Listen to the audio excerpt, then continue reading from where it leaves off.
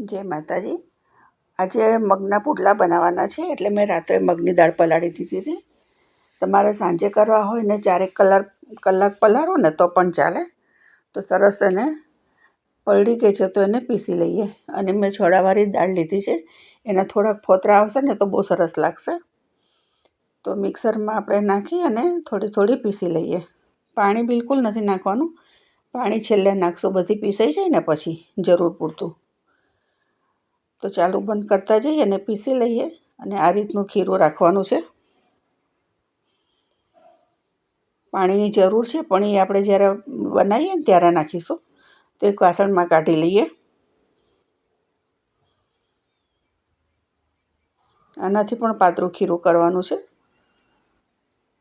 तो આવી રીતે બીજી પણ પીસી લઈએ અને એની અંદર લીલા મરચાં અને આદુ પછી છેલ્લે છીણીને નાખી દઈશું। નાખી દેવાના અને લસણ નાખવું હોય તો તમે નાખી શકો, એ પણ પીસવામાં જ નાખી દેવાનું। અને જીરું મસળીને નાખી દો, એ પીસવામાં પણ નાખી શકો અને ખીરામાં પણ નાખી શકાય, તમને જે અનુકૂળ આવતું હોય એ રીતે કરવાનું। આવી રીતે આપણે બધું જ પીસી લઈએ। जो पाणीनी घणी जरूर छे, 1 ग्लास जेटलुं पाणी जोईशे। हवे मीठुं नाखी दईए। आमां लाल मरचुं नाखवुं होय तो नाखाय पण लीला नाखो तो वधारे सारा लागे छे। पेલું थोड़ो लाल कलर थई जाय छे पुडलानो, एटले लीला ज नाखवाना। अने थोड़ोक चाट मसालो बनी गया पछी तमारे उपरथी छांटवो होय ने तो पण नखाय, एनो टेस्ट पण सारो ज लागे छे। पण उपर पनीर ने बधुं चीज नाखुं छुं ने એટલા માટે મેં ખીરાની અંદર જ નાખી દીધો ચાટ મસાલો। હવે ડુંગળી સમારીને નાખી દેવાની એકદમ ઝીણી ચોપરમાં કરીને અને 1 ચમચી તેલ મિક્સ કરી લઈએ અને હવે પુડલા કરી લઈએ। આમાં તેલની જરૂર નથી એટલે પહેલી વખત ખાલી તેલ નાખવાનું, બાકી નહીં નાખો તો ચાલશે અને નાખો તો પણ વાંધો નથી। જાડા પાતરા તમને ગમતા હોય એવા કરવાના। અને મગની દાળના પુડલાને ચડતા થોડીક વાર લાગે છે। ચણાની લોટના જે કરીએ છે ને એના જેટલા જલ્દી નથી થતા, થોડીક વાર લાગશે થતા।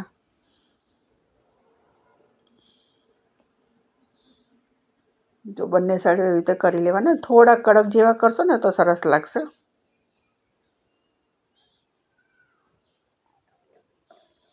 मीडियम गैस राखवानो, बहु फास्ट नथी राखवानो। जो बंने साइड थोड़ो थोड़ो प्रेस करी अने कड़क करी लेवाना।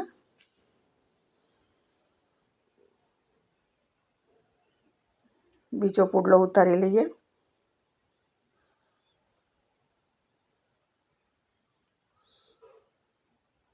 ए पण एवी ज रीते आपणे बंने साइडथी एकदम सरस क्रिस्पी करी लईशुं।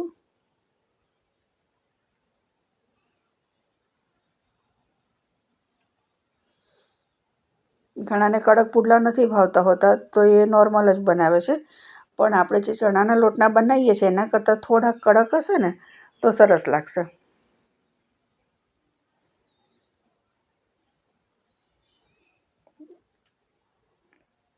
अने जेटલું પાતળું ખીરું હશે એટલા જ તમારા સરસ થશે। પાથરવામાં તકલીફ નહીં પડે એટલે ખીરું થોડુંક પાતળું જ રાખવાનું। જુઓ સરસ થઈ ગયા છે। બંને સાઈડ આવી રીતે કરી લેવાના।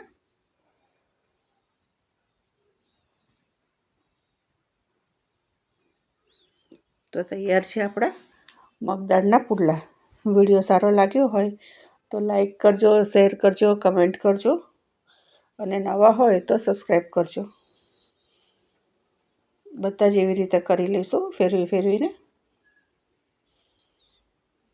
થોડીક વાર રાખવું પડશે આને।